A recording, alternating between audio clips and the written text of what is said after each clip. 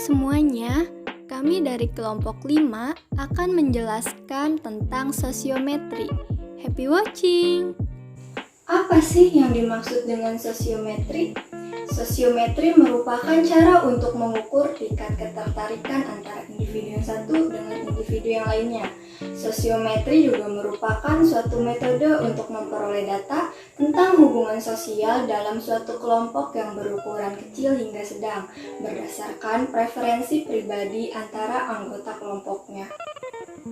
Sosiometri ini dikembangkan oleh Jacob Levi Moreno pada tahun 1883 hingga 1938. Menurutnya, sosiometri awalnya adalah suatu studi matematika yang bersifat psikologis pada suatu populasi menggunakan teknik eksperimental dan hasil yang diperoleh dari penerapan metode kuantitatif.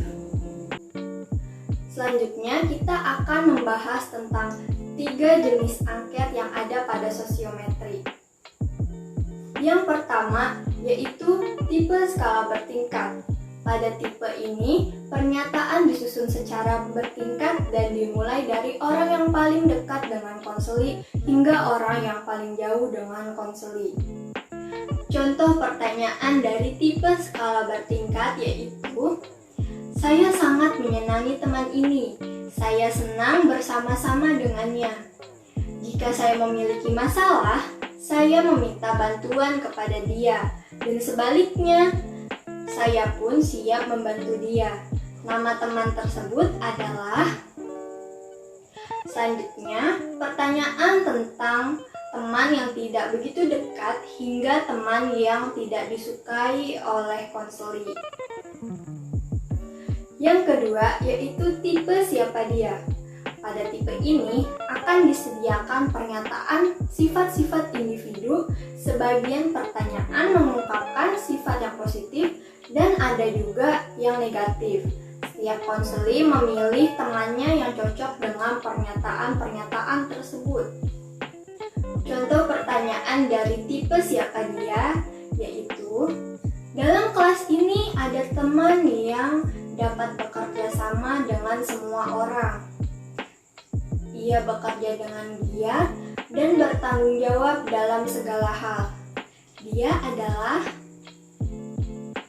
Untuk pertanyaan yang kedua yaitu, dalam kelas ini ada teman yang jarang bergurau atau mengobrol dengan teman yang lainnya. Dia tampak selalu murung di dalam kelas.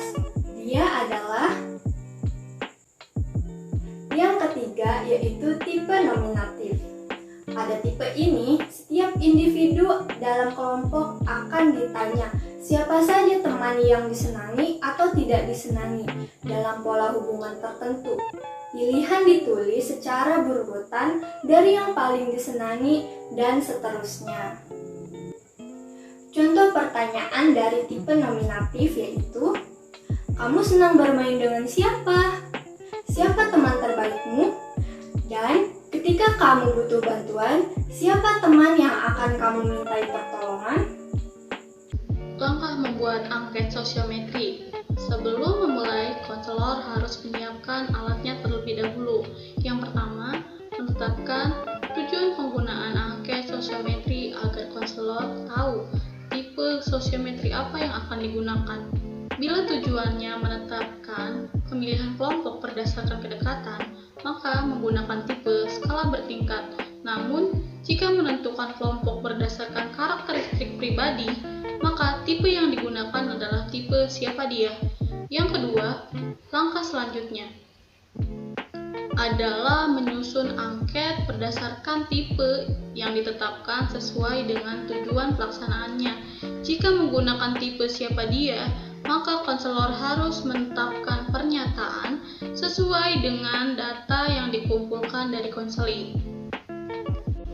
Peran dan fungsi konselor. Yang pertama, yaitu perencanaan. Memulai menetapkan tujuan pelaksanaan asesmen, membuat angket sosiometri, menetapkan peserta didik sebagai asesmen, dan membuat layanan asesmen sosiometri. Yang kedua, pelaksanaan, yaitu menjelaskan tujuan manfaat, kerahasiaan data, dan mengajarkan peserta didik agar mengisi sesuai dan benar. Yang ketiga,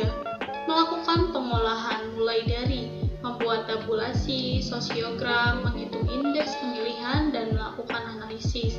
Yang keempat, tindak lanjut dari hasil asesmen dengan membuat layanan bimbingan konseling sesuai kebutuhan peserta didik.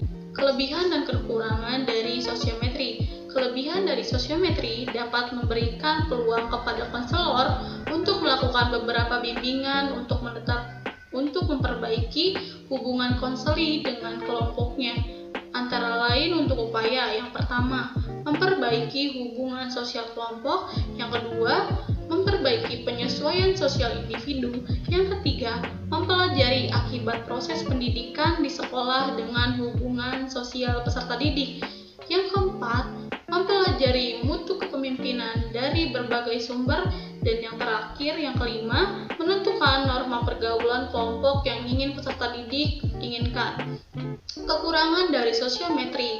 Yang pertama, ditetapkan pada kelompok peserta didik yang sudah mengenal cukup lama. Yang kedua, kesesuaian data penggunaan sosiometri yang sesuai tujuan sangat dipengaruhi oleh kemampuan guru pembimbing dalam membuat angket.